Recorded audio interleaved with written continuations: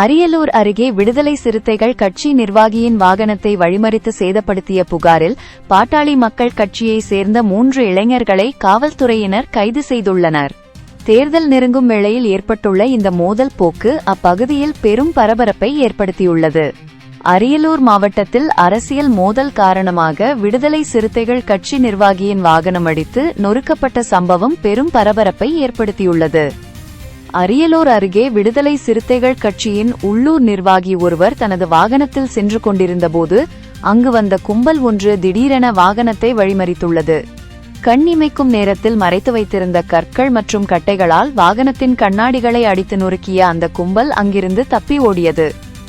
இந்த தாக்குதலில் விசிக நிர்வாகி காயமின்றி தப்பினாலும் வாகனம் பலத்த சேதமடைந்தது. இது குறித்து பாதிக்கப்பட்ட தரப்பினர் அளித்த புகாரின் அடிப்படையில் அரியலூர் காவல்துறையினர் தீவிர விசாரணை மேற்கொண்டனர். விசாரணையின் முடிவில் இந்த தாக்குதலில் ஈடுபட்டது பாட்டாளி மக்கள் கட்சியை சேர்ந்த இளைஞர்கள் என்பது தெரியவந்தது.